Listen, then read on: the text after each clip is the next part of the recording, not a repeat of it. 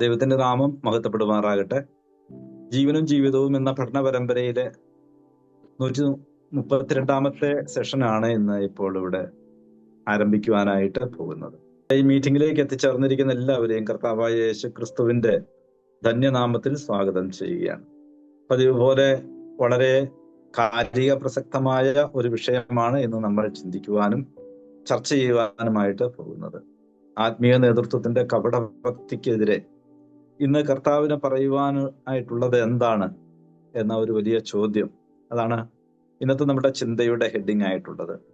നമുക്കറിയാം, ഈ ലോകത്തിലെ രാജ്യങ്ങളാകട്ടെ, അതിലെ പ്രസ്ഥാനങ്ങളാകട്ടെ, സ്ഥാപനങ്ങളാകട്ടെ, അവയുടെയൊക്കെയും സ്ഥിരമായ സുസ്ഥിരതയ്ക്കും വളർച്ചയ്ക്കും ലക്ഷ്യപ്രാപ്തിക്കും കഴിവും ആത്മാർത്ഥതയും സത്യസന്ധതയുമുള്ള നേതൃത്വങ്ങൾ ആവശ്യമാണ് എന്ന് നമുക്കറിയാം.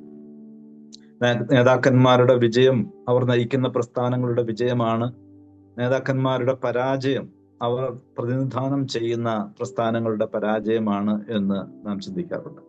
2000 വർഷങ്ങൾക്ക് മുമ്പ് കർത്താവ് ഭൂമിയിൽ തുടങ്ങിവെച്ച പരിപാടിയാണ് സഭ എന്നുള്ളത്. അതിന്റെ സംരക്ഷകനും പരിപാലകനും കർത്താവ് തന്നെയാണ്. അതിന്റെ തൂണുകളായി കർത്താവ് 12 അപ്പസ്തോലന്മാരെ നിയമിച്ചു.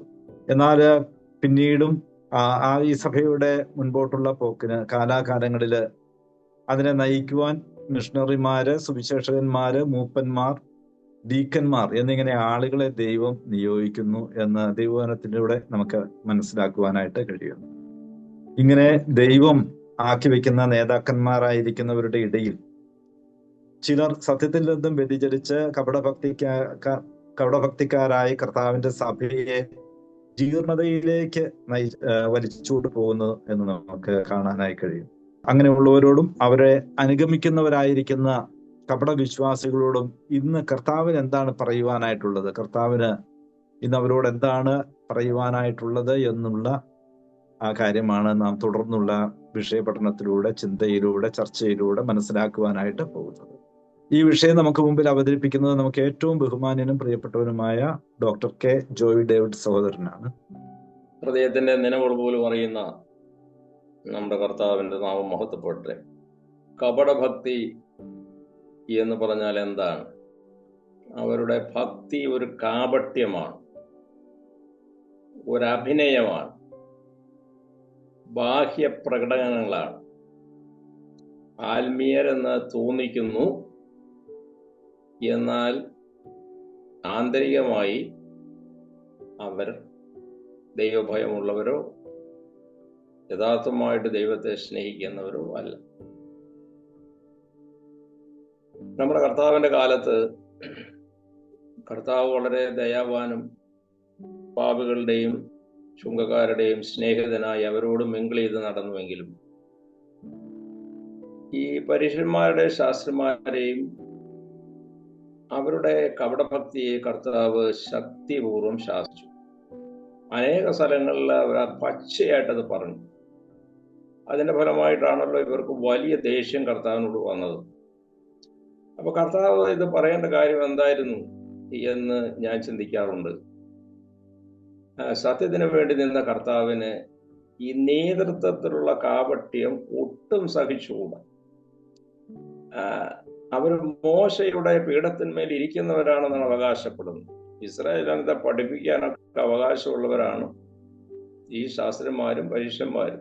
ദൈവവചനം കോപ്പി ചെയ്യുന്നു, ദൈവവചനം പഠിപ്പിക്കുന്നു, എല്ലാവരും പുരോഹിതന്മാരതിൽപ്പെട്ടവരാണ്. അപ്പൊ അന്ന് കർത്താവ് ഈ കപടഭക്തക്കാരെ ഏറ്റുമുട്ടിയെങ്കിൽ ഇന്നും കർത്താവ് ഏറ്റുമുട്ടുന്നുണ്ട്. പലപ്പോഴും നമ്മൾ നേരിട്ട് കാണുന്നില്ല എന്നുള്ളൂ. അപ്പൊ അവരുടെ ഭക്തി എങ്ങനെയുള്ളതായിരുന്നു എന്ന് നാം കർത്താവിന്റെ വാക്കുകളിൽ നിന്ന് ചിന്തിക്കുമ്പോൾ ഈ കപടഭക്തി എന്താണ് എന്ന് കർത്താവ് ഉദ്ദേശിച്ച കാര്യം നമുക്ക് മനസ്സിലാവും. മത്തായി സുവിശേഷം 23-ാം അധ്യായം, മത്തായി സുവിശേഷം 6-ാം അധ്യായം മുതലായ സുവിശേഷ ഭാഗങ്ങളിൽ കർത്താവ് ഇവരുടെ കപടഭക്തിയെ എടുത്ത് കാണിക്കുന്നു. അവരുടെ പുളിച്ച മാവിനെ സൂക്ഷിക്കാൻ കർത്താവ് പറഞ്ഞു. അപ്പോ നാമും ഈ പുളിച്ചമാവിനെ സൂക്ഷിക്കാൻ ബാധ്യസ്ഥരാണ്. പുളിച്ചമാവ് അനേകരെ പുളിപ്പിക്കുന്നതാണ്. അപ്പോ ഞാനൊരു 4-5 കാര്യങ്ങൾ ആദ്യം പറയാം. ഈ കപടഭക്തിയെ പറ്റി കർത്താവ് പറഞ്ഞ കാര്യങ്ങൾ. അതിനുശേഷം ഈ കപടഭക്തി വിട്ടകന്ന് ഒരു നല്ല നേതാവായിരിക്കാൻ, സത്യസന്ധനായിട്ടുള്ള ഭക്തനായിട്ടുള്ള ഒരു നേതാവായിരിക്കാനായിട്ട് കർത്താവ് വെച്ച നിർദ്ദേശങ്ങൾ, അല്ലെങ്കിൽ അപ്പോസ്തലന്മാരിലൂടെ കർത്താവ് കൊടുത്ത നിർദ്ദേശങ്ങൾ ചിലത് നമുക്ക് ശ്രദ്ധിക്കാം. അതോടൊപ്പം ഈ നല്ല നേതാക്കന്മാരാണെങ്കിലും അവരുടെ മുമ്പിൽ വരാവുന്ന പരാജയ മേഖലകളെ പറ്റിയും കൂടെ ചുരുക്കമായിട്ട് പറയാം. ഞാനും നിങ്ങൾ ശ്രദ്ധിക്കേണ്ടവരാണ്. ഓരോ അളവിൽ ഓരോ നിലയിൽ നേതൃത്വം വഹിക്കുന്നവരാണ് നമ്മൾ, നേതൃത്വം ഏറ്റെടുക്കേണ്ടവരാണ് നമ്മൾ.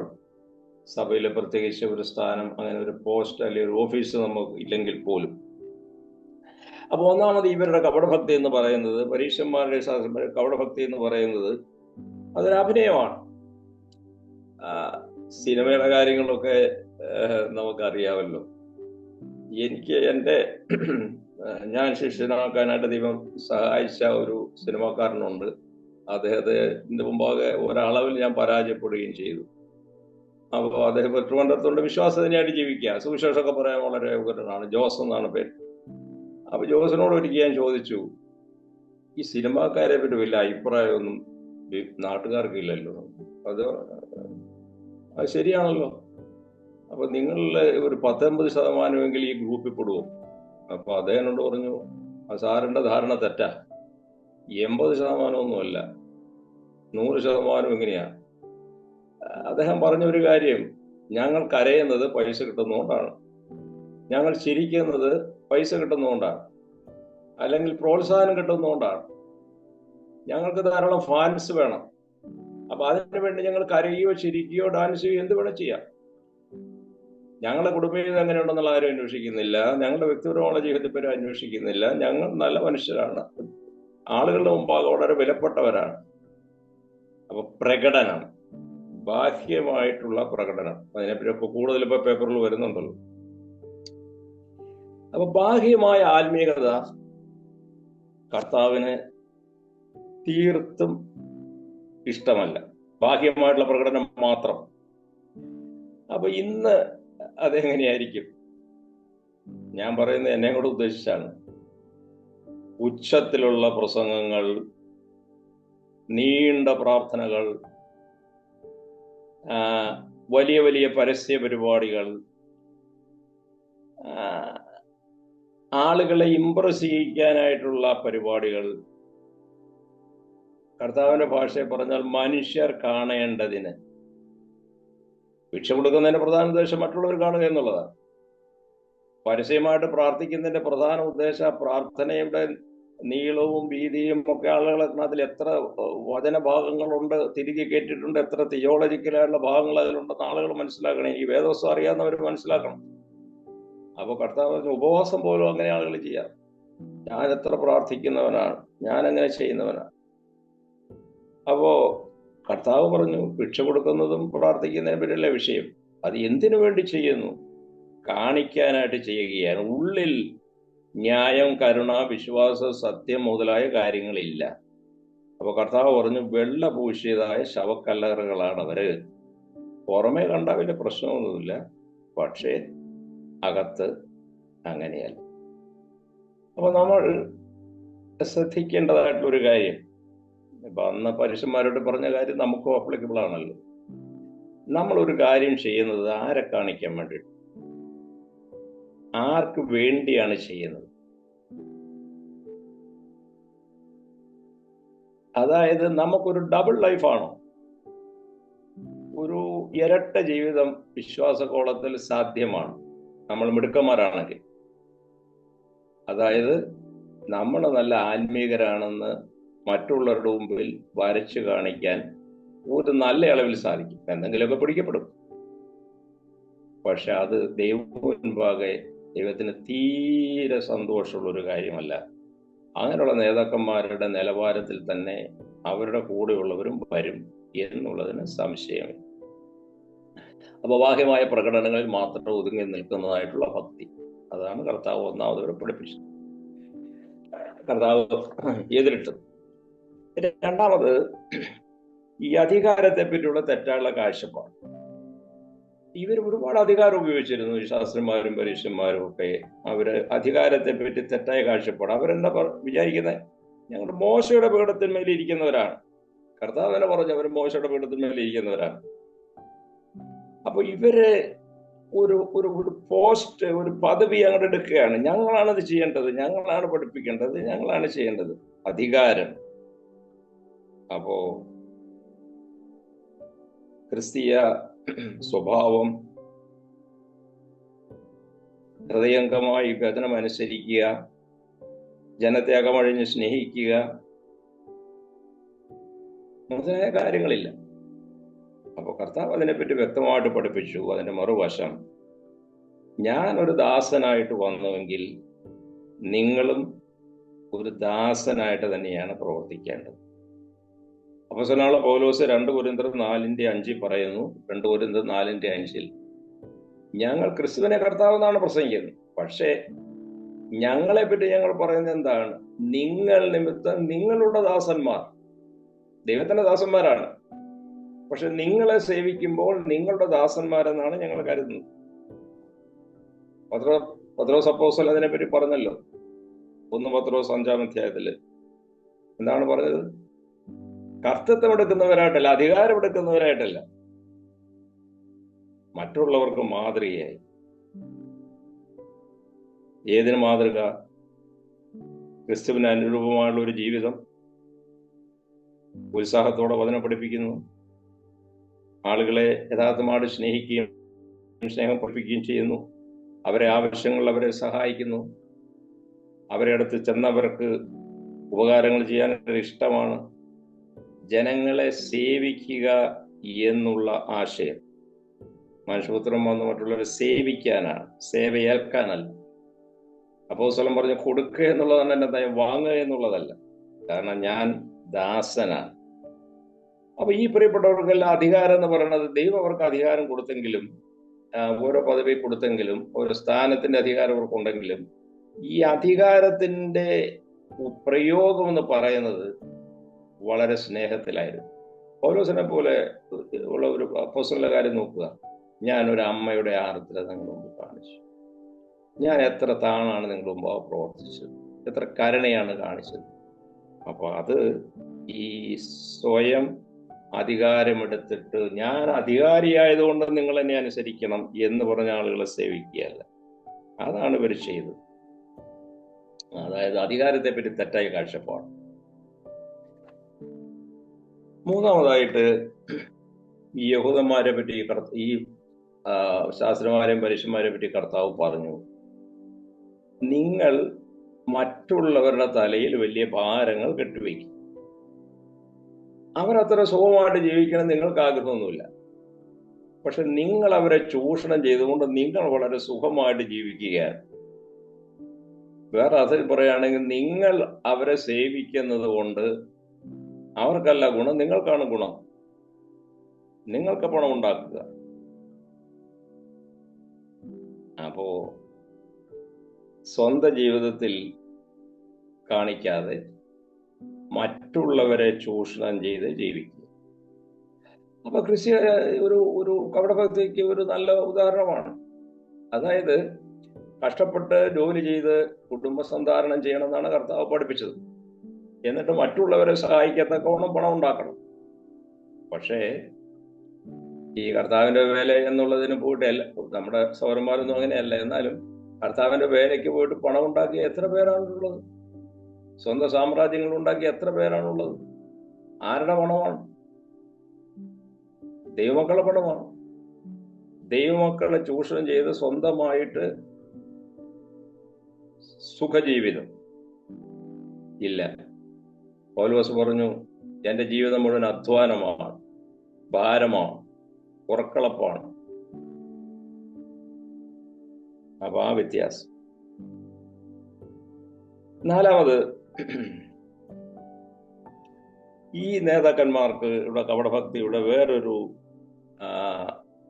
പ്രതിഫലനം അല്ലെങ്കിൽ അതിന്റെ തെളിവ്, അവർ മറ്റുള്ളവരുടെ അഭിനന്ദനം വളരെ ആഗ്രഹിച്ചവരാണ്. മറ്റുള്ളവരെ വരെ പുകഴ്ത്തണം. ദൈവം പുകഴ്ത്തുന്നുണ്ടെന്നുള്ളതിനെ പറ്റി അധികം അങ്ങ് ചിന്തിച്ചില്ല. കർത്താവ് പറഞ്ഞു, റബി എന്ന് വിളിക്കുന്ന നിങ്ങൾക്ക് എത്ര സന്തോഷമാണ്. നിങ്ങൾക്ക് വിരുന്നുകളിൽ മാന്യസ്ഥാനം വേണം. നിങ്ങൾ ഒരു പരസ്യ സ്ഥലത്ത് അല്ലെങ്കിൽ ഒരു പബ്ലിക് പ്ലേസിലെ പ്രധാനപ്പെട്ട ഇരിപ്പിടങ്ങൾ കിട്ടിയാൽ നിങ്ങൾക്ക് സന്തോഷമാണ്. അപ്പൊ മഹത്വം സ്വയം എടുക്കുക എന്നുള്ളത് കപടഭക്തിയുടെ ഒരു നിഗൂഢമായ പരിപാടിയാണ്, ഒരു ലക്ഷണമാണ്. എന്ന് പറഞ്ഞാൽ പ്രസംഗം പറയും, ഇത് ദൈവത്തിന്റെ മഹത്വത്തിന് വേണ്ടിയിട്ടാണ്, ദൈവമേ നിന്റെ നാമം മഹത്വപ്പെടുന്നു. പക്ഷെ സ്വയം മഹത്വം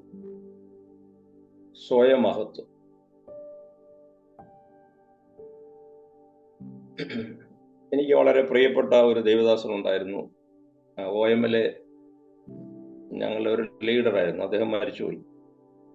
ഒരു രാത്രി അദ്ദേഹത്തോട് സംസാരിച്ചപ്പോ അദ്ദേഹം എന്നോട് പറഞ്ഞു, ജോയി, എന്റെ ചില സ്ട്രഗിള് നിനക്കറിയാം. അദ്ദേഹനോട് പറഞ്ഞ കാര്യം പിന്നീട് ഞാൻ ആരോ പറഞ്ഞു കേട്ടത്. ഒരു നല്ല പ്രസംഗം ചെയ്യുമ്പോൾ, ഒരു നല്ല ബൈബിൾ ക്ലാസ് എടുക്കുമ്പോൾ മറ്റുള്ളവരുടെ അഭിനന്ദനത്തിന് വേണ്ടിയിട്ടല്ല, ദൈവത്തെ പ്രസാദിപ്പിക്കാൻ മാത്രമാണെന്നുള്ള ഉറപ്പ് വരുത്തുവാൻ ഞാൻ പലപ്പോഴും പരാജയപ്പെടാറുണ്ട്. ഞാനൊരു നല്ല പ്രസംഗം ചെയ്യാൻ ശ്രമിക്കുമ്പോൾ, നല്ലൊരു ബൈബിൾ ക്ലാസ് എടുക്കാൻ ശ്രമിക്കുമ്പോൾ, വളരെ ത്യാഗപരമായിട്ട് പ്രവർത്തിക്കേണ്ട ആവശ്യം വരുമ്പോൾ അത് മറ്റുള്ളവരുടെ മുമ്പിൽ ഒരാദരവുണ്ടാക്കുന്നതിന് വേണ്ടിയുള്ള ചിന്ത അതിലില്ല എന്ന് പറയാൻ എനിക്ക് പലപ്പോഴും കഴിഞ്ഞിട്ടില്ല. ഇത് നമ്മുടെ എല്ലാവരുടെയും ജീവിതത്തിൽ ഒരളവിൽ ബാധകമല്ല, എൻ്റെ ഉൾപ്പെടെ.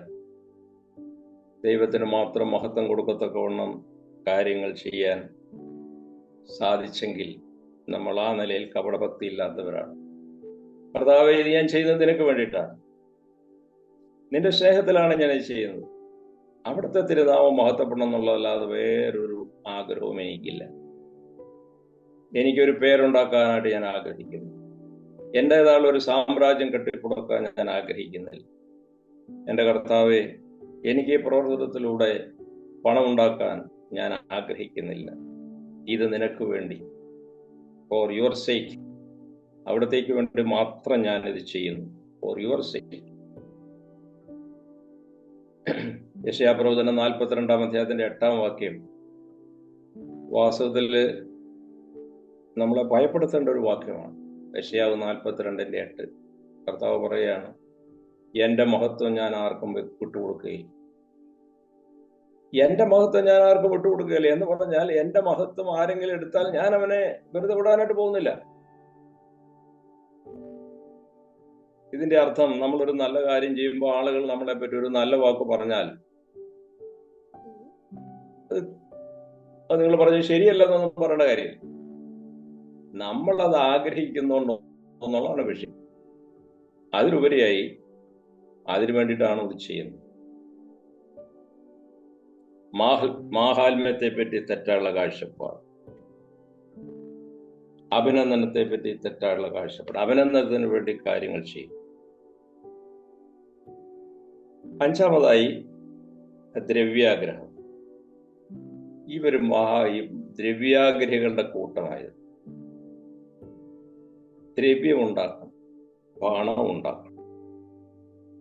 ഇത് വളരെ നിഗൂഢമായ ഒരു പാപമാണ്. ഈ പണത്തോടുള്ള സ്നേഹം വിട്ടുകളയാനായിട്ട് വലിയ വലിയ പ്രയാസമാണ്. അത് വിഗ്രഹാരാധനയ്ക്ക് സമമാണെന്നാണല്ലോ കർത്താവ് പഠിപ്പിച്ചത്.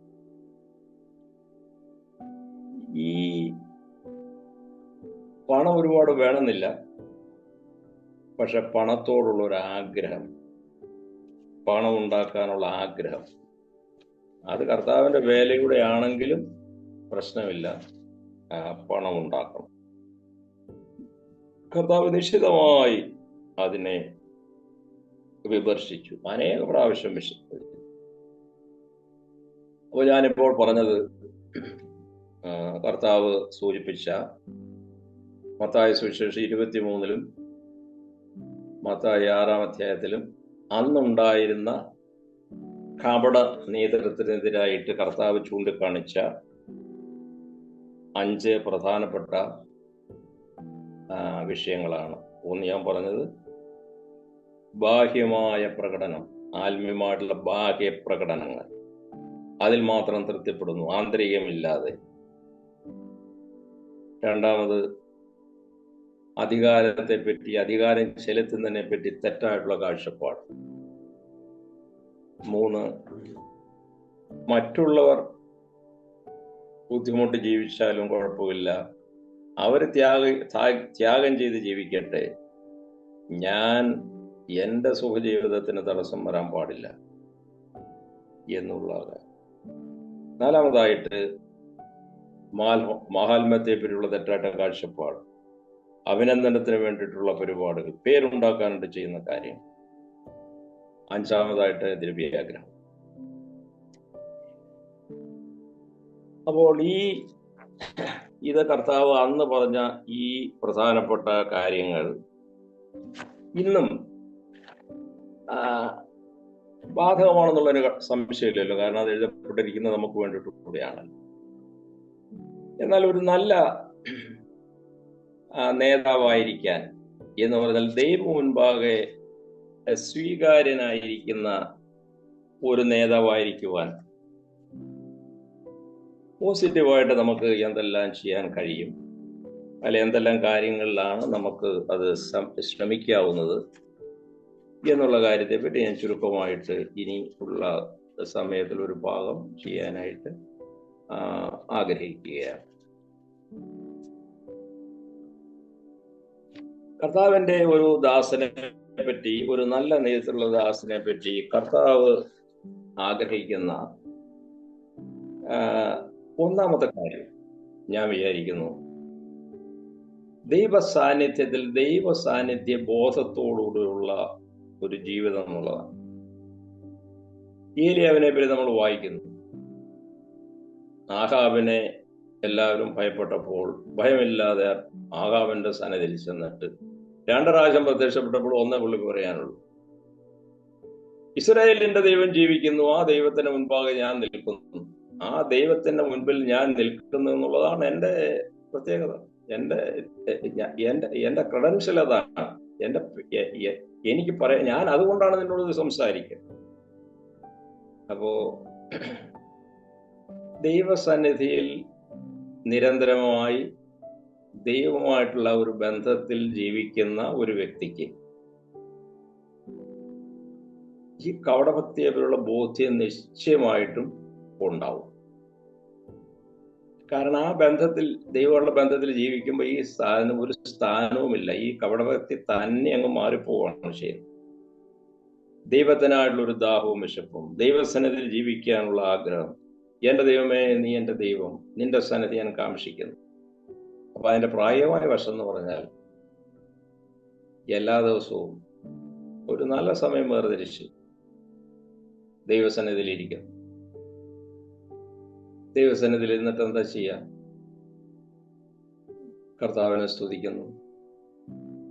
കർത്താവ് എൻ്റെ തെറ്റുകൾ എനിക്ക് കാണിച്ചു തരണമേ, എനിക്ക് അവിടത്തോടെ ജീവിക്കാൻ ഇഷ്ടമുള്ള ഒരു വ്യക്തിയാണ്, പക്ഷെ അവിടെ നിന്ന് വിശുദ്ധനാണ്, അവിടുത്തെ സ്വഭാവങ്ങളെ പറ്റി എനിക്കറിയാം, ആ സ്വഭാവങ്ങളാണ് എനിക്കും വേണ്ടത്. കർത്താവ് എൻ്റെ കുറ്റങ്ങളെ കാണിച്ചു തരണമേ, ദൈവത്തിന്റെ പരിശുദ്ധാത്മാവ് എൻ്റെ കുറവുകളെ കാണിച്ചു തരണം.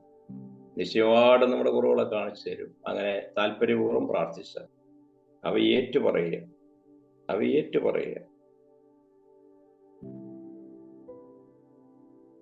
ദൈവസന്നിധിയിൽ അഭയാചന ചെയ്യും.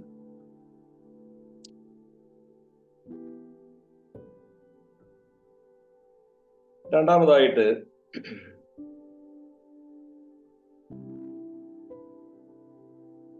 കർത്താവിന്റെ പരിപാടികൾക്ക് വേണ്ടി നഷ്ടം സഹിക്കുവാനുള്ള, കഷ്ടപ്പെടുവാനുള്ള മനസ്സ്.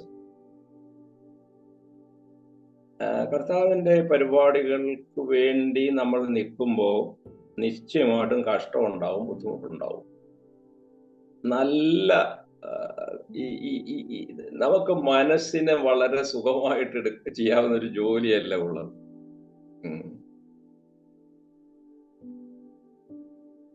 അപ്പൊ അത് അത്ര എളുപ്പമുള്ളൊരു ജോലിയല്ല കർത്താവിന്റെ വില ചെയ്യാന്ന്, കർത്താവിന്റെ സഭയിൽ പ്രവർത്തിക്കുക എന്നൊക്കെ പറയുന്നത്. അവിടെ എന്തെല്ലാം കാണും? അവിടെ ആളുകൾ മിസ്അണ്ടർസ്റ്റാൻഡ് ചെയ്യുന്നു, കഷ്ടതകൾ വരുന്നു, ശത്രുവിന്റെ പോരാട്ടം, ജഡത്തിന്റെ പോരാട്ടം. അപ്പൊ പൗലോസ് പറയുന്നത്, ഞാൻ പോരാടിക്കൊണ്ട് അധ്വാനിക്കുന്നു, പോരാട്ടമുണ്ട്. നിങ്ങളെ പഠിപ്പിച്ചെടുക്കുന്നതിൽ ഞാൻ കഷ്ടം സഹിക്കുന്നു, നിങ്ങൾക്ക് വേണ്ടിയുള്ള കഷ്ടാനുഭവം. അപ്പൊ കർത്താവ് ശിഷ്യത്തിന്റെ വ്യവസ്ഥയിൽ വളരെ വ്യക്തമായിട്ട് പറഞ്ഞ കാര്യം ഇതാണ്: ഒരുവൻ എന്റെ അടിമപ്പാൻ അന്വേഷിച്ചാൽ അവൻ തന്നെത്താൻ നിശ്ചയിച്ച് തന്റെ ക്രൂശ് എടുത്തുകൊണ്ട് എന്റെ പിന്നാലെ വരട്ടെ. അപ്പൊ വല്ലപ്പോഴും ഒരു ക്രൂശ് എടുക്കുന്നതിനെ പറ്റിയല്ല. ലൂക്കോസ് 9:23 കർത്താവ് പറഞ്ഞത്, ദിനം തോറും നീ ഇന്ന് എന്നെ ശുശ്രൂഷിക്കുന്നുവെങ്കിൽ ഇന്ന് കഷ്ടപ്പാട് സഹിച്ചുകൊണ്ട് എന്റെ പിന്നാലെ വരിക. അപ്പൊ ചിലപ്പോ വലിയ കഷ്ടപ്പാടായിരിക്കും, ചിലപ്പോ കുറച്ച് കഷ്ടപ്പാടായിരിക്കും. പ്രാർത്ഥിക്കണം, ഉറങ്ങണം. ഇല്ല, ഇച്ചിരി കഷ്ടപ്പാട് സഹിച്ചോ, ഉറക്കം മാറ്റി വെച്ചിട്ട് പ്രാർത്ഥിച്ചു, ക്രൂശ് എടുക്കുക. ഒരാളെ കാണാനായിട്ട് പോണം, ഇന്ന് മറ്റു കാര്യങ്ങൾ ചെയ്തിട്ട് സമയം ഉണ്ടാവും തോന്നുന്നില്ല, ശരി, കഷ്ടം സഹിക്കും. നല്ലൊരു കാര്യം ചെയ്തു ആളുകൾ കുറ്റം പറയുന്നു, ആളുകൾ മനസ്സിലാക്കുന്നില്ല, കുറ്റം പറയുന്നു, ശരി, ഞാനും കുറ്റങ്ങൾ അനുഭവിച്ച ആളാണ്. നല്ല കാര്യം ചെയ്തപ്പോൾ എന്നെ പരാതി പറഞ്ഞു, ഞാൻ ക്രൂശ് എടുത്ത് മുമ്പിൽ പോയ ആളല്ലേ. എന്റെ ജീവിതം എന്ന് പറയുന്ന കഷ്ടപ്പാടും പ്രയാസങ്ങളും തന്നെയാണ്. അവസാനം ആ കഷ്ടപ്പാടിന് മൂർത്തിക്കുക, അല്ലെങ്കിൽ കാൽവർ ക്രൂശുമേൽ മരിച്ചു. നീ എന്നെ ഫോളോ ചെയ്യുന്ന ആളല്ലേ, എന്റെ പിന്നാലെ വരിക. കഷ്ടം സഹിക്കുവാനുള്ള മനസ്സുള്ള നേതൃത്വം അവർ വിജയിക്കുന്ന നേതൃത്വമാണ്. മൂന്നാമതായിട്ട്, ഒരു കാര്യത്തിലും സ്വന്തമായിട്ട് ആശ്രയിക്കുന്നില്ല. എന്റെ കഴിവുകൊണ്ട് ഇത് സാധിക്കും എന്ന് വിചാരിക്കുന്നില്ല. എന്റെ വേദശാസ്ത്രപരമായ നോളജ് കൊണ്ട് പ്രസംഗിച്ച് ഈ വ്യക്തികളെ ശരിയാക്കാം, എന്റെ ജ്ഞാനം ജനങ്ങളെ പഠിപ്പിക്കും. എഞ്ചിനീയറിംഗും മെഡിസിനൊക്കെ അങ്ങനെ പഠിപ്പിക്കാം, നല്ല ജ്ഞാനമുള്ളവർ നന്നായിട്ട് നല്ല സാറന്മാർ പഠിപ്പിച്ചാൽ പിള്ളേർക്ക് പ്രയോജനമാണ്. പക്ഷേ ആത്മീയ ലോകത്തില് അങ്ങനെ ജ്ഞാനം കൊടുത്താൽ മാത്രം പോരാ, ദൈവത്തിന്റെ ശക്തി അതിലൂടെ വ്യാപരിക്കണം. നമ്മുടെ പ്രസംഗങ്ങളിലൂടെ ദൈവത്തിന്റെ ശക്തി വ്യാപരിച്ച ആളുകൾക്ക് വ്യത്യാസം ഉണ്ടാകുന്നില്ലെങ്കിൽ ആ പ്രസംഗങ്ങൾ കൊണ്ട് എന്താണ് വിശേഷത? നമ്മൾ മനോഹരമായ ഒരു പാട്ട് പാടുമ്പോൾ, ഇൻസ്ട്രുമെന്റ്സിന്റെ സഹായത്തോടെ പാട്ടുകൾ പാടുമ്പോൾ ആളുകൾക്ക് ദൈവഭക്തിയും ദൈവസ്നേഹവും വർദ്ധിക്കാനിടയാകുന്നില്ല. അത് അവർക്കൊരു മനസ്സിനുള്ളൊരു സുഖം മാത്രം നൽകുന്ന പാട്ടാണെങ്കിൽ ദൈവമുൻപാകിയ പാട്ടിന് എന്താണ് വില? നന്നായിട്ട് പാടുന്നതിന് തെറ്റില്ല, കർത്താവിന് വിരോധമൊന്നുമില്ല, നല്ല ഇൻസ്ട്രുമെന്റ്സ് നന്നായിട്ട് പാട്ട് പാടാൻ തന്നെ പ്രശ്നം, ഞാൻ അതിനെതിരായിട്ടല്ല പറയുന്നത്. പക്ഷേ അത് എന്താണ് പ്രയോജനം എനിക്കറിയില്ല. നമ്മുടെ കല്യാണങ്ങൾക്കെല്ലാം ആഹാരമൊക്കെ കഴിക്കുന്ന സമയത്ത് ഒരു വർത്തമാനം പറയാൻ പോലും സാധ്യതയില്ല. കാരണം അവിടെ പാട്ടുകൾ അങ്ങനെ മനോഹരമായിട്ടുള്ള ഒച്ചത്തി പാടുന്നു, വർത്തമാനം പറയാൻ പോലും. ഈ പാട്ട് ആരാ കേൾക്കുന്നു? ആർക്ക് വേണ്ടിയിട്ടാണ് പാടുന്നത്? എല്ലാം ദൈവത്തെ മഹത്വപ്പെടുത്താനും. ഇത് ആരോട് പറയുന്ന പാട്ടാണ്? ആർക്ക് വേണ്ടിയിട്ടാണ്? അപ്പൊ ഞാനിതിന് എതിരൊന്നുമല്ല. പക്ഷേ ഈ ഓരോ കാര്യത്തിലും പ്രാർത്ഥനാപൂർവം ദൈവശക്തിയിൽ ആശ്രയിച്ച് ഓരോ ചെറിയ കാര്യം ചെയ്യുമ്പോഴും വലിയ കാര്യം എന്ന് തോന്നുന്ന കാര്യങ്ങൾ ചെയ്യുമ്പോഴും കപടഭക്തി ഇല്ലാത്ത ഒരാൾ ദൈവശക്തിയിൽ ആശ്രയിച്ച്, കർത്താവേ, ഞാനിത് അവിടുത്തെ മഹത്വത്തിനായിട്ട് ചെയ്യാൻ ആഗ്രഹിക്കും, അവിടുത്തെ ശക്തി എനിക്ക് തരണം. ചെറിയൊരു കാര്യമാണ്, അവിടം വരെ എനിക്ക് പോയാൽ മതി, പക്ഷെ അവിടെ നിന്ന് എന്നോട് കൂടെ വരണം. എനിക്കത് സ്വന്തം ശക്തിയിൽ ചെയ്യാനുള്ള കഴിവില്ല, ഇനി സ്വന്തം ശക്തിയിൽ അത് ചെയ്തുകൊണ്ട് പ്രയോജനമില്ല, നീ എന്നെ സഹായിക്കും.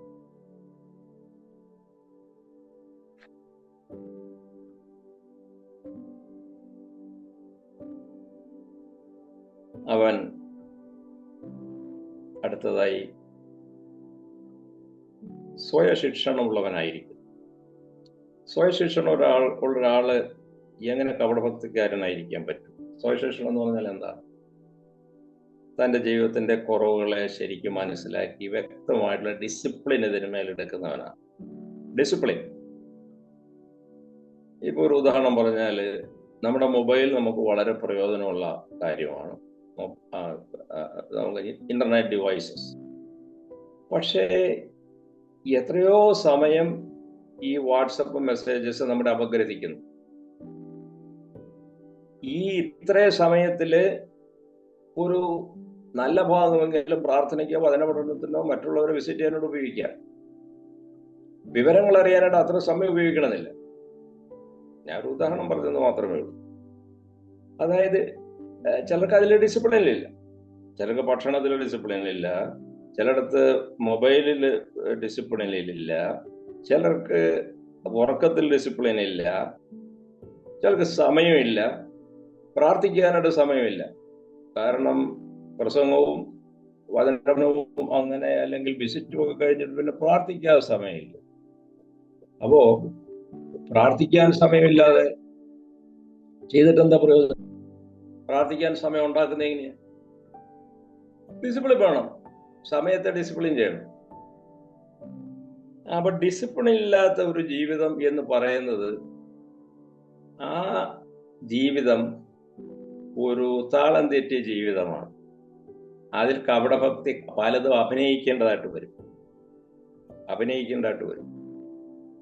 കാരണം ഡിസിപ്ലിനുള്ള കണക്കല്ല. ഞാനിപ്പോൾ എന്താ ചെയ്യേണ്ടത്? രാവിലെ എഴുന്നേറ്റ് എന്താ ചെയ്യേണ്ടതെന്നുള്ള കാര്യം അറിയും. അത് കഴിഞ്ഞ് എന്താണ് ചെയ്യേണ്ടത്? ഒരു കുടുംബിനിയാണെങ്കിലും അടുക്കള പണിയുന്നതാണെങ്കിലും നഴ്സാണെങ്കിലും അവർക്കറിയാം. അവരുടെ സമയം ഭംഗിയായിട്ട് ഉപയോഗിക്കുകയാണ്. കർത്താവിനോടൊപ്പമാണ് ആ കാര്യം ചെയ്യുന്നത്.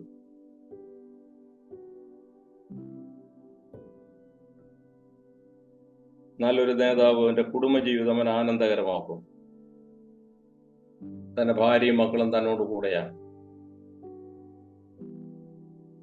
അതിഥി സൽക്കാരം ചെയ്യുന്നവനാണ്. തൻ്റെ വീടിനെ ശിഷ്യത്വ പരിശീലനം വീട്ടിലെ കുഞ്ഞുങ്ങൾക്ക് നൽകുന്നു, മറ്റുള്ളവർക്ക് നൽകുന്നു. അപ്പോ ഒരു കുടുംബത്തിലെ സംതൃപ്തി ഇല്ലാത്തൊരു വ്യക്തിക്ക്, കുടുംബജീവിതം മാതൃകാപരമല്ലാത്തൊരു വ്യക്തിക്ക് എങ്ങനെ അഭിനയം കൂടാതെ മറ്റുള്ളവരെ പഠിപ്പിക്കാനായിട്ട് കഴിയും? എങ്ങനെ അഭിനയം കൂടാതെ കൗൺസിൽ ചെയ്യാനായിട്ട് കഴിയും? ഞാൻ ഈ പറയുന്ന ഒന്നും ഒരു പെർഫെക്ഷൻ ഉദ്ദേശിച്ചല്ല. ഈ ഭൂമിയിൽ നമുക്ക് പരിപൂർണത സാധ്യമല്ല, ഒരു കാര്യത്തിലും പരിപൂർണത സാധ്യമല്ല. പക്ഷേ വളരുവാനായിട്ട് കർത്താവ് പറഞ്ഞിട്ടുണ്ട് ഈ കാര്യങ്ങളിലെല്ലാം. അടുത്തൊരു കാര്യം പറയാനുള്ളത്, സഭാംഗങ്ങളുമായി ആഴമായിട്ടുള്ള സ്നേഹബന്ധം. ഈ കൊടുക്കാനുള്ളത് അധികാരത്തെ കൂടുതൽ സ്നേഹബന്ധമാണ്. ഈ അച്ഛൻ എന്നെ സ്നേഹിക്കുന്നു, എന്നോട് വലിയ സ്നേഹമാണ്, അതുകൊണ്ടാണ് എന്നോട് അന്ന് വഴക്ക് പറഞ്ഞത്. എന്നെ സ്നേഹിക്കുന്നുണ്ട്, എന്നോട് കരുതലുള്ളവനാണ്. അപ്പൊ ഇത് അവരെ പോയി കാണണം, അവരോട് സംസാരിക്കണം, അവർക്ക് വേണ്ടി പ്രാർത്ഥിക്കണം, ബുദ്ധി ഉപദേശിക്കണം, അവരെ സഹായിക്കണം, അവരെ ആവശ്യങ്ങൾ മനസ്സിലാക്കണം. അപ്പൊ ഒരു നല്ല നേതാവിൻ്റെ ശുശ്രൂഷയിൽപ്പെട്ട കാര്യം ഒരു സ്നേഹത്തിന്റെ ശുശ്രൂഷ പ്രകടിപ്പിക്കുക എന്നുള്ളത് കൊണ്ട്. അങ്ങനെയുള്ള ഒരു നേതാവിനെ ആളുകൾ എങ്ങനെ സ്നേഹിക്കാതിരിക്കും? പല നേതാക്കന്മാരും ഇതിൽ പരാജയപ്പെട്ടിരിക്കുക. സഭാംഗങ്ങൾ അവരെ സഭാംഗങ്ങൾ സ്നേഹിക്കണം എന്നവർക്ക് ആഗ്രഹമുണ്ട്, പക്ഷെ അവര് സ്നേഹിക്കുന്നുണ്ടോ? ആളുകളുടെ അടുത്ത് പോയി സമയം ചെലവഴിക്കുന്നുണ്ട്. പൗലോസ് പറഞ്ഞതില്ലേ, ഞാൻ പരസ്യമായി പഠിപ്പിക്കുന്നു. അപ്പോസ്തലപ്രവൃത്തിയിൽ 20-ാം അധ്യായം. വീട് തോറും പഠിപ്പിക്കുന്നു, വ്യക്തിപരമായി ഓരോരുത്തരും പഠിപ്പിക്കുന്നു. പൗലോസിന് എങ്ങനെയാ സമയം ഉണ്ടായത്? എനിക്ക് നിങ്ങൾക്ക് സമയമില്ലല്ലോ. പരസ്യമായിട്ടുള്ളത് പഠിപ്പിച്ചു കഴിഞ്ഞാൽ പിന്നെ വീട്ടിൽ പോയി പഠിപ്പിക്കാനോ ആളുകളുടെ വ്യക്തിപരമായുള്ള ബുദ്ധിമുട്ടുകൾ മനസ്സിലാക്കി കുട്ടികളുടെയോ യൗവനക്കാരുടെയോ പ്രശ്നങ്ങൾ മനസ്സിലാക്കി സഹായിക്കാനായിട്ടുള്ള സമയമില്ല, മനസ്സില്ല. സഹോദരങ്ങളുമായിട്ട് ആഴമായുള്ള ഒരു സ്നേഹബന്ധം പുലർത്തുന്നവർക്ക് അവർ പഠിപ്പിക്കുന്ന അവർ കേൾക്കും, അനുസരിക്കും. അങ്ങനെയാണ് സഭ വളരുക. സ്നേഹത്തിലുള്ള വളർച്ചയെ പറ്റുള്ളൂ. അതോടൊപ്പം ഒരു കാര്യൂടെയും പറയാം, എല്ലാ കാര്യങ്ങളും പറയാൻ സമയമില്ലല്ലോ. വിശ്വസ്തരായ ആളുകളെ കൊണ്ട് ചുമതലകൾ ഏൽപ്പിക്കണം, അവരെ ട്രെയിൻ ചെയ്യണം. ഒരു നേതാവ് എല്ലാ കാര്യവും ഞാൻ ചെയ്തോളാം എന്ന് പറഞ്ഞാൽ അത് പ്രായോഗികമല്ല, അത് ദൈവം ആഗ്രഹിക്കുന്നുമില്ല. മറ്റുള്ളവരെ സഹായിക്കണം, അവരെ എക്യൂപ്പ് ചെയ്യണം, അവരെ പര്യാപ്തരാക്കണം. നേതൃത്വത്തെ പറ്റി എഫേസ്യ ലേഖനം 4:11 മുതലുള്ള വാക്യങ്ങളിൽ പറയുന്നത് ശുശ്രൂഷയുടെ വേലയ്ക്കുമാകും എന്ന് പറഞ്ഞാൽ ശുശ്രൂഷയ്ക്ക് മറ്റുള്ളവരെ പരിശീലിപ്പിച്ച് തയ്യാറാക്കുക എന്നുള്ളത് ഒരു നല്ല നേതാവിൻ്റെയാണ്. അല്ലെങ്കിൽ സകല കാര്യങ്ങളും നേതാവ് ചെയ്യും. ഒരു അപ്രമാദിത്യം അവന് തോന്നുക, എന്നെ കൂടാതെ ചെയ്തോ, നിങ്ങൾ ആരോട് ചോദിച്ചിട്ടാ കാര്യം ചെയ്തു, എല്ലാം എന്നിലൂടെ ഇല്ല. നമ്മൾ ആളുകളോട് ചെയ്യിക്കണം.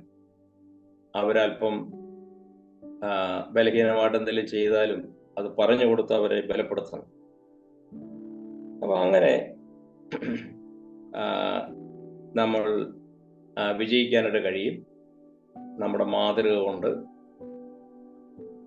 ഒരു നല്ല നേതാവിൽ നിന്ന് ആഗ്രഹിക്കുന്ന ദൈവം നമ്മളെ പോസിറ്റീവായിട്ട് ആഗ്രഹിക്കുന്ന കാര്യങ്ങളിൽ ചിലതാണ് ഞാൻ പറഞ്ഞത്. ഞാൻ ചുരുക്കി ഒന്നുകൂടെ പറയുകയാണെങ്കിൽ, മാതൃക. ഒരു നേതാവിന്റെ മാതൃകയാണ് അവരാദ്യം നോക്കുക. നേതാവിന്റെ കുടുംബജീവിതത്തെ പറ്റിയോ വ്യക്തിപരമായ ജീവിതത്തെ പറ്റിയോ കണ്ടുപിടിക്കാനായിട്ട് യാതൊരു പ്രയാസവും ആളുകൾക്കില്ല. ആളുകളുടെ മുമ്പിൽ പോലും, ദൈവത്തിന് മുമ്പിൽ മറക്കാൻ ഒട്ടും സാധ്യമല്ല. ആളുകളുടെ മുമ്പിൽ മറക്കാൻ അത്ര എളുപ്പമൊന്നുമില്ല. അപ്പൊ നമ്മൾ മാതൃകയില്ലാത്തവരാണെന്ന് പറഞ്ഞാൽ പിന്നെ നമ്മൾ പറയുന്ന പോലെ ചെയ്യുന്നില്ല. ഭാര്യയും ഭർത്താവും നമ്മൾ നല്ല പിണക്കമാണ്. നമ്മൾ സഭയിൽ പഠിപ്പിക്കുകയാണ് ഭാര്യ ഭർത്താവ് സ്നേഹിച്ചോരെ സ്നേഹിക്കും. അപ്പൊ ആളുകൾ ഉള്ളിൽ തന്നെ പറ്റൂല, അത് എങ്ങനെ നന്നാവട്ടെ. അപ്പോ എന്നാൽ നമ്മൾ പരിപൂർണരാകാൻ പറ്റുന്നതില്ല. അപ്പൊ മാതൃക എന്നുള്ളത് വളരെ വളരെ പ്രധാനപ്പെട്ട കാര്യങ്ങൾ ഒന്നുകൂടെ ആവർത്തിച്ച് പറഞ്ഞാൽ, കർത്താവുമായിട്ട് നല്ല വ്യക്തിപരമായ ബന്ധം പുലർത്തുന്ന ഒരു വ്യക്തിയാണ്. കർത്താവിനോട് ഇടയ്ക്കിടയ്ക്ക് സംസാരിക്കും, കർത്താവ് അവനോട് സംസാരിക്കും, കർത്താവിന്റെ ഹൃദയത്തിലെ ഭാരങ്ങൾ മനസ്സിലാക്കും, നമ്മുടെ ഭാരങ്ങൾ കർത്താവിനോട് പറയും, കർത്താവിൽ ആശ്രയിക്കുന്നു. എൻ്റെ കർത്താവ് ചെറിയ കാര്യമാണ്, ഇതേ ചെയ്യാനുള്ള കഴിവ് എനിക്കില്ല. ഞാൻ 100 പ്രസംഗങ്ങൾ പ്രസംഗിച്ചിട്ടുണ്ടാവും, പക്ഷെ ഈ പ്രസംഗം പ്രസംഗിക്കാൻ എനിക്ക് കഴിവില്ല, നീ എന്നെ സഹായിക്കും. ദൈവത്തിന്റെ പരിശുദ്ധാത്മാവിലൂടെ പ്രവർത്തിക്കണം. ആളുകളുടെ ജീവിതത്തിന് വ്യത്യാസം വരണം. കർത്താവെ, താഴ്മയും ദാസ്യ മനോഭാവവും എനിക്ക് തരണേ എന്ന് പ്രാർത്ഥിക്കും. സ്വയശിക്ഷണം, കഠിനാധ്വാനത്തിനുള്ള മനസ്സ്, മറ്റുള്ളവരെ കാര്യങ്ങൾ പരമേൽപ്പിച്ച് അവരെ കൊണ്ട് ചെയ്യിക്കുക. അപ്പൊ ഇങ്ങനെയുള്ള കാര്യങ്ങളിൽ നമ്മൾ ശ്രദ്ധിക്കുമ്പോൾ ആവാതെ തന്നെ കർത്താവിന്റെ സഭയെ ശുശ്രൂഷിക്കാനായിട്ട് കഴിയും. ഒരു കാര്യം കൂടെ ഞാൻ പെട്ടെന്ന് പറഞ്ഞിട്ട് അവസാനിപ്പിക്കാൻ, നമുക്ക് ഡിസ്കഷൻ സമയം വേണമല്ലോ. അത് ഇതാണ്. അപ്പൊ ഈ പറഞ്ഞതിൻ്റെയൊക്കെ വെളിച്ചത്തിൽ നമ്മൾ ശ്രദ്ധിക്കേണ്ട മേഖലകൾ എന്തെല്ലാമാണ്?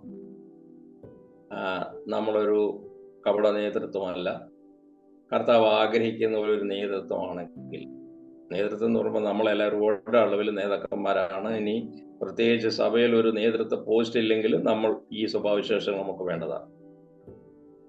എന്തൊക്കെയാണ് ചുരുക്കി പറഞ്ഞാല്, ഞാനൊരു ഒരു 10 എണ്ണം പെട്ടെന്ന് പറയാം, വിശദീകരിക്കുന്നില്ല. ഒരു 10 പോയിന്റ് പെട്ടെന്ന് പറയാം. എന്താണ് പറയാൻ ആഗ്രഹിക്കുന്നതെന്ന് വെച്ചാൽ, നമ്മുടെ മുമ്പിലുള്ള അപകടങ്ങളെ ഏതെല്ലാം നിലയിൽ നമുക്ക് ഈ കപടഭക്തി എന്നുള്ള അപകടം വരാം എന്ന് ഓർക്കുവാനായിട്ട് ചില മാർഗനിർദ്ദേശങ്ങൾ. ഒന്ന്, പ്രശംസയ്ക്കുള്ള ഒരു ആഗ്രഹം നമുക്ക് പാടില്ല. ഞാൻ ഓൾറെഡി പറഞ്ഞൊരു ചുരുക്കം അവസാനമായിട്ട് പറയാൻ, ഒരു പേര് എനിക്ക് ഉണ്ടാക്കണം, ഞാൻ വളരെ ത്യാഗപരമായിട്ട് അധ്വാനിച്ചു, 4 പേര് അത് അറിയണം. ചെയ്തോ, നല്ല കാര്യം. പക്ഷേ കർത്താവിന് യോഗ്യമായ മഹത്വം അവന് മാത്രം നമ്മുടെ ഹൃദയത്തിൽ നിന്ന് നൽകണം. നമ്മൾ പ്രശംസ ആഗ്രഹിക്കാൻ പാടില്ല. ആളുകൾ തന്ന പിന്നെ അത് അവരുടെ പ്രശ്നം. നല്ലൊരു കാര്യം ചെയ്താൽ ദൈവത്തിന് മഹത്വം കൊടുക്കുക, പ്രശംസ ആഗ്രഹിക്കാതിരിക്കും. രണ്ടാമതായിട്ട്, തൻ്റെ കഴിവുകളെ പറ്റി അഹങ്കാരം ഉണ്ടാവാൻ പാടില്ല. കർത്താവ് നമ്മളെ ഉപയോഗിച്ച് ഒരുപാട് കാര്യങ്ങൾ ചെയ്യുന്നുണ്ടാവും, പല കാര്യങ്ങൾ ചെയ്യുന്നുണ്ടാവും. നമ്മൾ പ്രതീക്ഷിക്കാത്തതിൽ ഉപരിയായിട്ടുള്ള നല്ല കാര്യങ്ങൾ നമ്മളെ കൊണ്ട് ചെയ്യുന്നുണ്ടാവും. ആളുകൾ രക്ഷിക്കപ്പെടുന്നു, വളരുന്നു, കുടുംബങ്ങൾ വ്യത്യാസപ്പെടുന്നു, സമൂഹത്തിന് വ്യത്യാസം വരുന്നു. എൻ്റെ കഴിവുകൊണ്ട് ഇത് സാധിച്ചു എന്നറിയാതെ പോലും പറയാൻ പാടില്ല. നമുക്ക് തകർന്നു നുറങ്ങിയിരിക്കുന്ന ഹൃദയം, ദൈവത്തിന് മുമ്പാകെ വിറയൽ, ദൈവ മുൻപാകെ താഴ്മയോടെ നടക്കുക. മീകായുടെ പുസ്തകം 6:8 പറയുന്ന പോലെ, നിന്നെ താഴ്മയോടെ ദൈവത്തിന് മുൻപാകെ നടക്കുക എന്നുള്ളതല്ല, നിന്നിൽ ഞാൻ എന്താ പ്രതീക്ഷിക്കുന്നു? കർത്താവേ, നിന്റെ കൃപ കൊണ്ട് അത് സാധിച്ചു, ഇനി എന്നെ ഉപയോഗിക്കാൻ നിനക്ക് ഇഷ്ടമെങ്കിൽ എന്നെ ഉപയോഗിക്കണമേ. അഹങ്കാരത്തിൻ്റെ അല്ലെങ്കിൽ വലിയ പദവിയുടെ ഞാൻ വല്ല എനിക്ക് സാധിച്ചു, എനിക്ക് ഈ കാര്യങ്ങളെല്ലാം കഴിഞ്ഞ വർഷങ്ങളിൽ ദൈവം സാധിപ്പിച്ചു തന്നു. ഇല്ല, ദൈവം അത് എന്നിലൂടെ ചെയ്തു, ദൈവത്തിന് ഞാൻ മഹത്വം കൊടുക്കുന്നു എന്നാണ് പറയുന്നത്. മൂന്നാമതായിട്ട്, നമുക്ക് ലഭിച്ചിരിക്കുന്ന അധികാരം. നമുക്കെപ്പോഴും ശുശ്രൂഷിക്കുമ്പോൾ ഒരു അധികാരം അതിലുണ്ടെന്ന് നമുക്കറിയാം. പക്ഷെ അധികാരം വെറും ഭൗതികമായിട്ടുള്ള ഈ മന്ത്രിമാരുടെയോ പോലീസുകാരുടെയോ പട്ടാളക്കാരുടെ അധികാരം പോലൊരു അധികാരമല്ല ഇത്. ഞാൻ അധികാരിയാണെന്ന് പറഞ്ഞനുസരിച്ചോളൂ എന്ന് പറയുന്നൊരു അധികാരമല്ല. ആളുകൾക്ക് മനസ്സിലാവണം, ദൈവമാക്കിയതാണ് ഈ പോസ്റ്റിൽ. പക്ഷേ അദ്ദേഹം ഞങ്ങളെ സ്നേഹിക്കുന്നുണ്ട്, ഞങ്ങളെ കരുതുന്നുണ്ട്, ഞങ്ങളുടെ ആവശ്യങ്ങൾ അദ്ദേഹത്തിന്റെ ആവശ്യമായിട്ട് കരുതുന്നു, ഞങ്ങളെ സഹായിക്കാൻ അദ്ദേഹം തയ്യാറാണ്, ഞങ്ങൾ അദ്ദേഹത്തെ സ്നേഹിക്കുന്നു. അധികാരത്തിന്റെ നേർവഴിക്കുള്ള ഉപദേശം, അദ്ദേഹത്തിന്റെ ഉപദേശം സ്വീകരിക്കണം.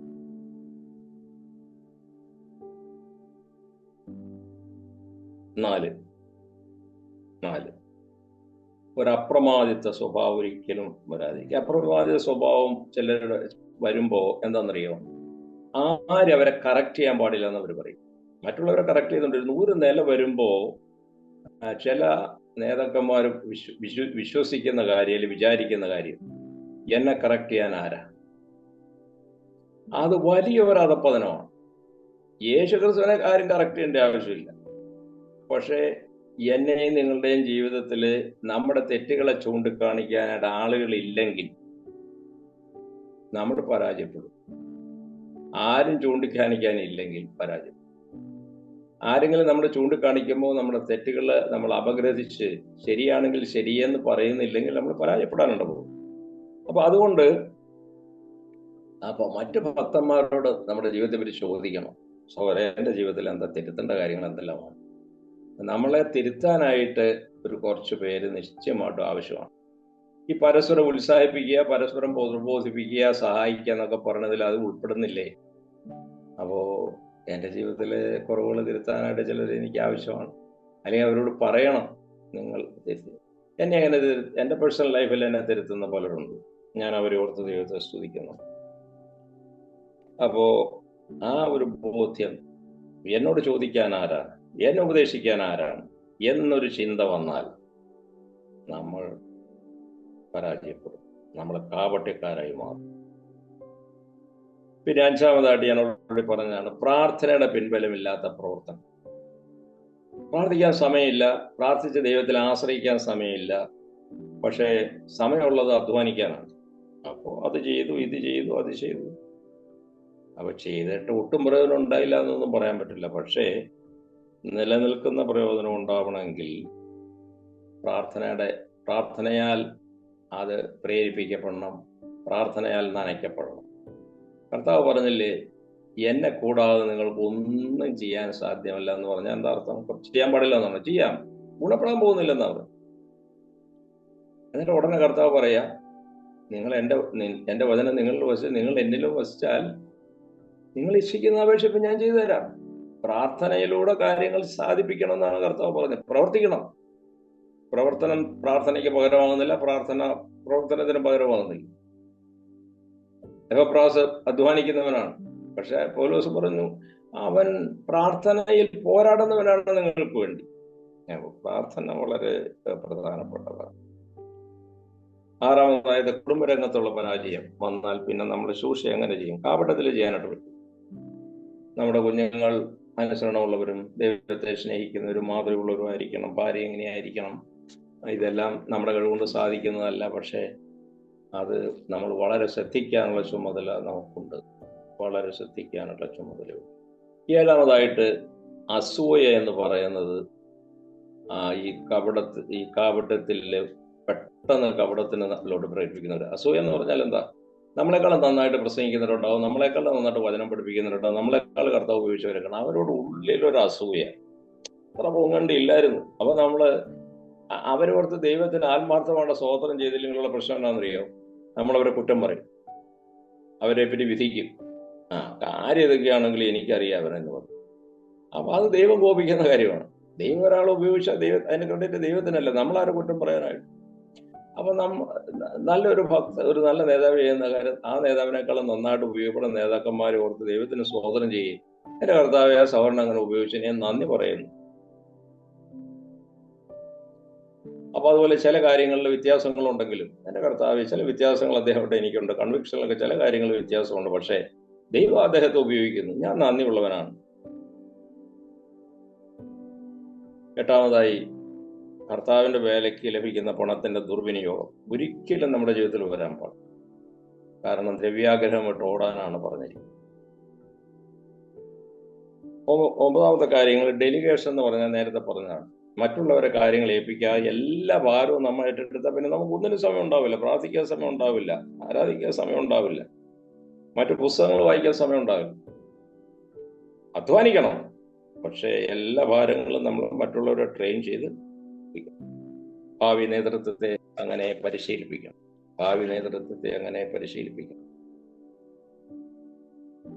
അപ്പോ ആ നിലയിൽ നമ്മൾ മുമ്പോട്ട് പോകുമ്പോൾ ഈ കപടഭക്തി ഒഴിഞ്ഞിരിക്കാനായിട്ട് സാധിക്കും. ദൈവനിര പരിശുദ്ധാത്മാവ് നമ്മളെ സഹായിക്കും. നേതൃത്വത്തിന്റെയും നമ്മളുടെ ഓരോരുത്തരുടെയും ജീവിതത്തിലെ കപടഭക്തിയെ നമുക്ക് മുമ്പിൽ അനാവരണം ചെയ്യുന്ന ദൈവജനത്തിന്റെ ചിന്തകളാണ് നാം ഈ സമയത്ത് കേട്ടുകൊണ്ടിരുന്നത്. കപടഭക്തിയുടെ സ്വഭാവവും അതിന്റെ പ്രത്യേകതകളും നമുക്ക് കേൾക്കുവാനായിട്ട് കഴിഞ്ഞു. അതുപോലെ അതിന്റെ പരിഹാരവും നാം ദൈവവചനത്തിൽ നിന്ന് ശ്രദ്ധിക്കുകയായിരുന്നു. പ്രായോഗികമായി വിജയകരമായ ഒരു ക്രിസ്തീയ ജീവിതം നയിക്കുവാൻ ആവശ്യമായിരിക്കുന്ന നല്ല ചിന്തകളാണ് പ്രിയദാസനിലൂടെ നമുക്ക് ഇപ്പോഴും ശ്രദ്ധിക്കുവാനായിട്ട് കഴിഞ്ഞത്. നമ്മുടെ കപടഭക്തി നമുക്കുണ്ടോ എന്നുള്ളത്, അല്ലെങ്കിൽ അത് എന്തുകൊണ്ട് സംഭവിക്കുന്നു എന്നുള്ളതും ദൈവജനത്തിന്റെ കണ്ണാടിയിലൂടെ നാം നോക്കിക്കാണുകയായിരുന്നു. കപടഭക്തി എന്നുള്ളത് തിരിച്ചറിയുവാൻ കപടഭക്തി ഒരു അഭിനയമാണ് എന്ന് നാം കണ്ടു. അത് അധികാര ദുരുപയോഗത്തിന് ആ ഭക്തിയെ നാം ഉപയോഗിക്കുന്നുവെങ്കിൽ അത് കപടഭക്തിയാണ് എന്ന് നാം ശ്രദ്ധിച്ചു. ദാസ ശുശ്രൂഷ മനോഭാവമില്ലാതെ നാം ശുശ്രൂഷ ചെയ്യുന്നുവെങ്കിൽ അത് കപടഭക്തിയുടെ ലക്ഷണമാണ് എന്ന് നാം കണ്ടു. സ്വന്തം ജീവിതം ആസ്വാദ്യമാക്കുവാനായിട്ട് നമ്മളുടെ അധികാരം നാം ഉപയോഗിക്കുന്നുവെങ്കിൽ നമ്മുടെ ഭക്തി കപടഭക്തിയാണ് എന്ന് തിരിച്ചറിയുവാനായിട്ട് നമുക്ക് സാധിക്കും.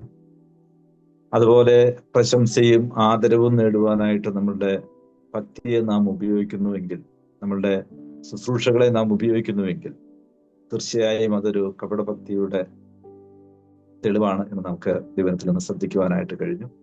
നമ്മളുടെ പണസമ്പാദനത്തിനായി നമ്മളുടെ ദൈവം വെച്ച് തന്നിരിക്കുന്നതായിട്ടുള്ള ആ ശുശ്രൂഷകളെ നാം ഉപയോഗിക്കുന്നുവെങ്കിൽ തീർച്ചയായും നമ്മളുടെ പിന്നിൽ അത് കപടഭക്തിയാണ് എന്ന് നാം കാണുകയായിരുന്നു.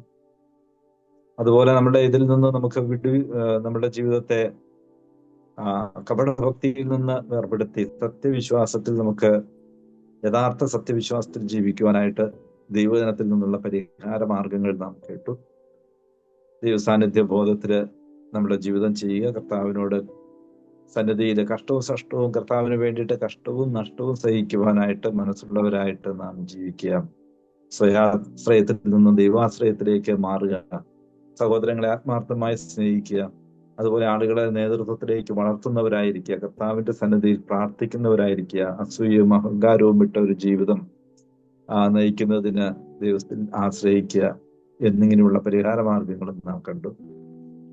നമ്മെ ഗ്രസിക്കുവാൻ സാധ്യതയുള്ളതായിരിക്കുന്ന കപടഭക്തി എന്നുള്ള വലിയ പ്രശ്നത്തെ നോക്കി കാണുവാനും അതിന്റെ പരിഹാരം കേൾക്കുവാനും ഈ സമയം ദൈവം നമ്മെ സഹായിച്ചു എന്നുള്ളത് ഓർത്ത് നമുക്ക് ദൈവത്തെ നന്ദിയോടെ സ്തുതിക്കാം. അതിന് മതിയായ ചിന്തകൾ നമുക്ക് നൽകിയ പ്രിയ സഹോദരനോടുള്ള നന്ദിയും ഈ സമയം അറിയിക്കുകയാണ്.